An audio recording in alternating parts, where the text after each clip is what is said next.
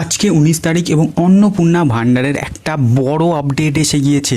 হ্যাঁ বন্ধুরা, অন্নপূর্ণা ভান্ডারের বড় আপডেট, টাকা ঢোকার নিয়েও আপডেট এবং ওনাদের যে অফিসিয়াল ওয়েবসাইট আছে সেখানে কিন্তু সাধারণ মানুষ লগ ইন করতে পারছে।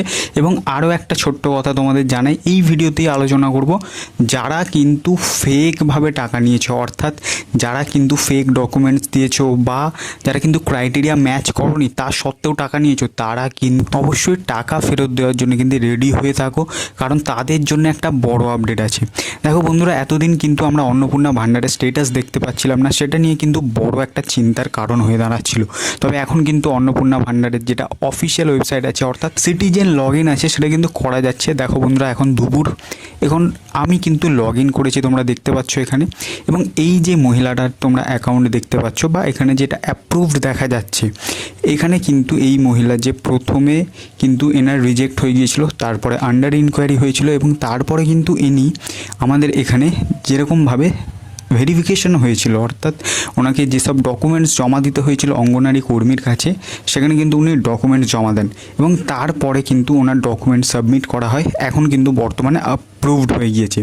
এবার এখানে আসতে যে অ্যাপ্রুভড হয়েছে মানে কি টাকা ঢুকে গিয়েছে। দেখো বন্ধুরা, আমি কিন্তু এনার কাছ থেকে জানতে পারলাম এনার অ্যাপ্রুভড হয়ে গিয়েছে, এনাকে আমি বললাম বর্তমানে, এবং ওনার কিন্তু এখনও পর্যন্ত টাকা ঢোকেনি, টাকা ঢোকার কোনো মেসেজ আসেনি। এবং শুধু তাই নয়, উনি ব্যাংকের স্টেটমেন্টও চেক করেছেন, স্টেটমেন্টেও কিন্তু কোনো টাকা ঢোকেনি। অর্থাৎ অ্যাপ্রুভড হওয়া মানেই কিন্তু এখনও পর্যন্ত টাকা ঢোকেনি। তবে এখনও 20 তারিখ, মানে এখনও একটা দিন আছে টাকা ঢোকার জন্যে। এবার আরও একটা কাহিনী, এনার পাশেই যিনি ছিলেন তারও কিন্তু এখানে রিজেক্ট হয়েছিল, আন্ডার ইনকোয়ারি হয়েছিল, তারপরে কিন্তু অ্যাপ্রুভড আছে, তবে ওনার কিন্তু টাকা ঢুকে গিয়েছে। এবার সমস্যাটা হলো এনার হলো, অর্থাৎ যার টাকা ঢোকেনি এনার কিন্তু ইউনিয়ন ব্যাংক, এবং যার টাকা ঢুকে গিয়েছে সেটা কিন্তু ব্যাংক অফ বরোদা।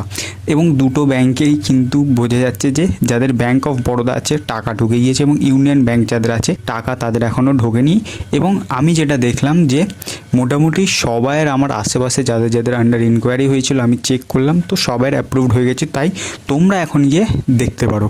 এবার দেখো এখানে কিন্তু যাদের যাদের রিজেক্ট হয়েছে বা যাদের যাদের এখানে রিভার্টেড হয়েছে বলতে পারো, তাদের জন্য একটা নতুন অপশান দিয়েছে। প্রথমে তোমরা এটা দেখতে পাচ্ছ যে এখানে কিন্তু যদি কারো রিজেক্ট হয়ে থাকে তাহলে কিন্তু তার কারণ দেখাবে কি ভুল হয়েছে। অর্থাৎ ভুল বলতে এখানে কিন্তু যে ভুলটা হচ্ছে সেটা কিন্তু নামের বানানে ভুল হচ্ছে অনেকের দেখা যাচ্ছে আধার কার্ডে এবং ভোটার কার্ডে আর এক ধরনের নাম আছে, বা যখন ট্রান্সফার করেছিল সেই অ্যাড্রেস অন্য রকম আছে, বা স্বামীর যেখানে নাম দেওয়া আছে সেখানের সাথে মিলছে না। তো এরকম কিন্তু নামের বানানে কিন্তু ভুল থাকার জন্য রিজেক্ট হয়েছে। এবং সেখানে কিন্তু রিজেক্ট হলে তোমাদের এখানে দেখো নিচে সাপোর্টিং ডকুমেন্টস দেখাচ্ছে, ঠিক আছে।